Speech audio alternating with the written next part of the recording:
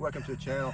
Today we're going to be talking about or doing a tour of the in-ground garden in the orchard area, and kind of show you, how I'm kind of keeping up with the weeds. Show a little bit about the citrus, and also we'll be harvesting some of the watermelons.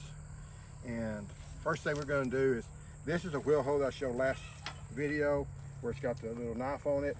And basically when you do it, it just goes underneath it and it cuts the roots in behind it. And you go along here pretty quick. And it runs over. You probably can't hear the popping. But what happens is it cuts underneath that knife and it pops the roots out. Now, one thing about it, and when it pops the roots out, it does have a few little roots. So if you get a rain like the next day, some of them will still survive. As you can see over here, which have a lot of them on it, there's some of those weeds that survive. But if I go back and hit it again and it goes for a couple, 3 days without a rain, those weeds will go ahead and die. But it's really easy to go up underneath it and show you. Well, here I'll show you in a minute. This here is a pear tree. And one thing on a pear, these little nubs on here, spurs, you don't want to take those off, because that's where the fruit's going to be coming out next year, the flowers.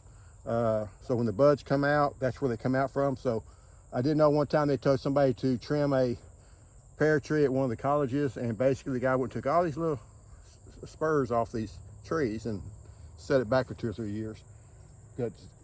That's how they form. So if you see these little knobs or these spurs, that's what you want to see on a pear tree. Over here we're going to be looking at the loquat tree. This morning the bees were really hitting these things hard. Now the bugs are hitting them, but they should pollinate pretty good. This is the gold nugget, and it's doing really well. I do have a gold nugget at the house that's got fire blight on it. It's dying. I'm going to cut it down. On the brassicas, I did take the wheel hoe this morning and ran through it, and I did this before church, so it probably took me 20 to 30 minutes to do this. And like I say, just trying to rough up the soil. When you keep it rough like this, the plants can't, the weeds can't get started. And anyway, up over here, let's just see. Okay, this is the purple magic broccoli here. This over here, I believe, was Minuteman cauliflower. I've got the flame star cauliflower. It's doing well over here. The graffiti cauliflower is on my left. Now I did leave, unlike this in here, I left 2 of them. I'm going to take this one out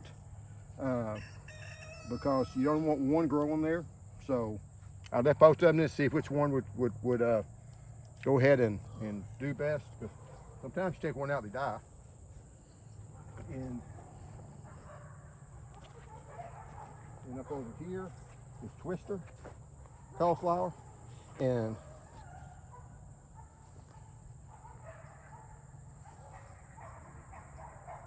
this is a mixture that I put in when I had left over.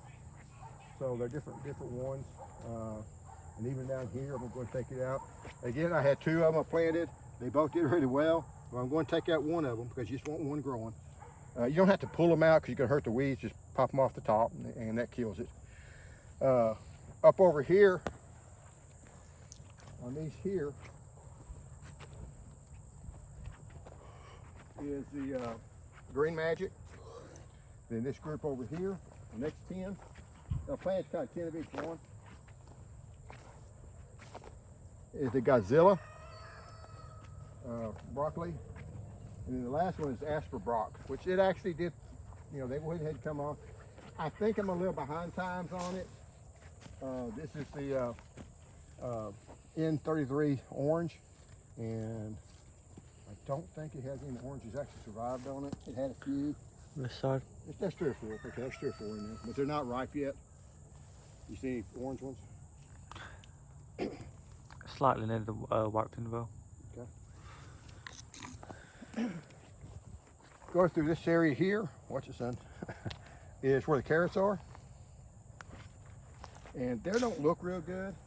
That's the later carrots that was planted. If you'll back up and go around me, or behind me over here. This is the other row of carrots. This is the first row of carrots I planted. They are still kind of yellowish. I'm not really sure. They've got plenty of fertilizer on them as far as nitrogen. Could be a pH problem, because I will admit pH is, in this area, tends to be kind of low. But this Indian soil and this part of East Texas has low pH. And then the other one I planted about the same time as I did the one before it, and it's looking all right. It's looking okay. So we'll just have to see.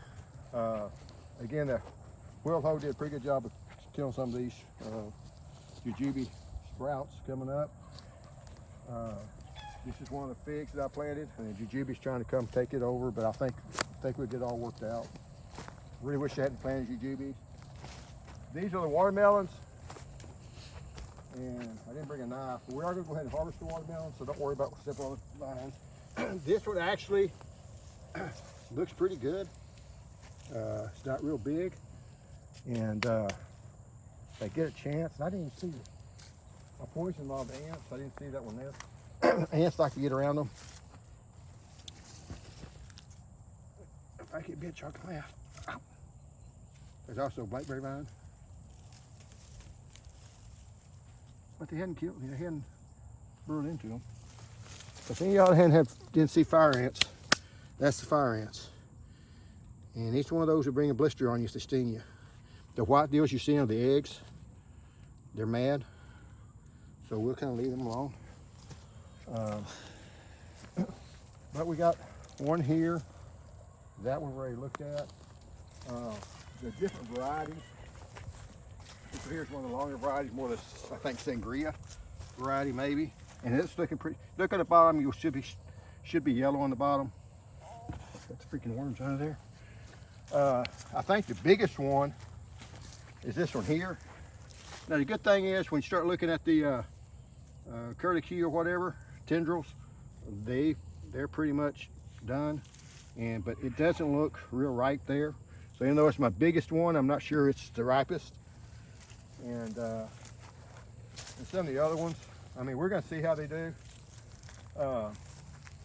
One thing I did want to show you, if you kind of look in here, I have not been able to run the wheel hoe over this yet, and you see all these little bitty weeds coming up. And those weeds will take over really quick, but you run the wheel hoe over it, it'll break it up, and you'll kill those weeds. One of the tomato plants that volunteered came up over here. I had forgotten about it. I've not covered it up. It looks like it may be purple bumblebee, possibly. I don't really know. Actually, it's volunteer. I did plant that this year. And then over here we got the other one. I think it's coyote. We did cover it up because we did get down to 37 degrees, and then covering it up,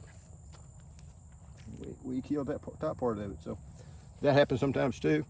But like I say, I think this could be the smaller cherry tomato. If it is, it should ripen up pretty good.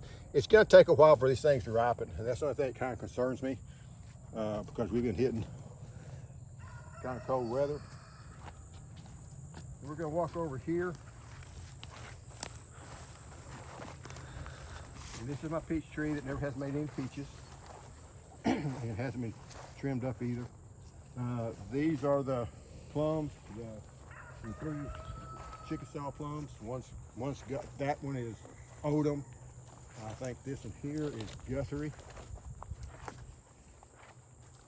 And then over here, this is a Miho, which maybe y'all seen earlier. Really grew good this year and did well. This is the Mr. Mac, and it's the one that's got the pretty good fruit on it. Down here. When you pick them, you kind of want to pick the ones that's got the most fruit on it, so you can kind of get some of that fruit off of it. You know, if you pick the ones up top, you're afraid of breaking the limbs. And that's how much growth we got up from this year. So that's, you know, this top part is the growth from this year.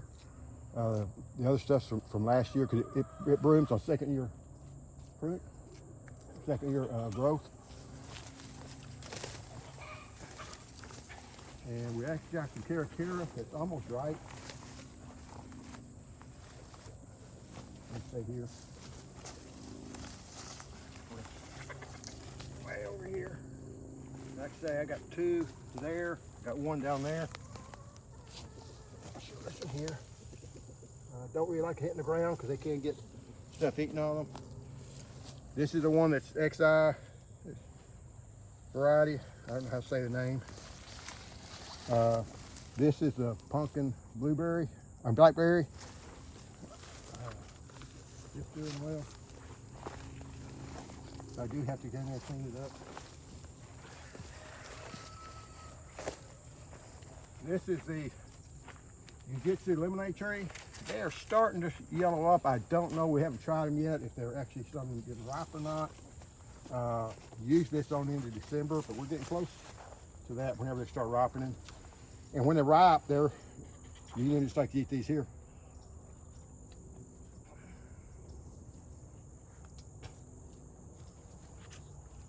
Mr. Mac does have seeds.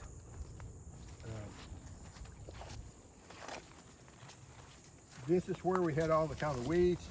I did put the wheel hoe in here and went through it, and weeded this in about 5 minutes at the most. So it's a lot faster than trying to hand pull them or even trying to use one of those little rakes to rake them up. And this here's the peppers that I've not been picking. We still got a few. They did get the frost. A lot of frost hit them. You can see the way they're growing. And for the in-ground gardening, I mean, I guess you can show this over here. I'm not going to go up in it, but that's got some plum trees, some peach trees. The winds hit me pretty hard this year. I also got a couple of persimmon trees out there, pear trees. I might be putting some of the fig trees out there. The chickens do have run to that out there, so I've got to put cages around to keep the chickens out because I'll dig them up. They're kind of a pain. But anyway, that's in-ground gardening. I will be doing another video on the container garden out front. So hopefully you come see that. Anyway, thanks for watching today.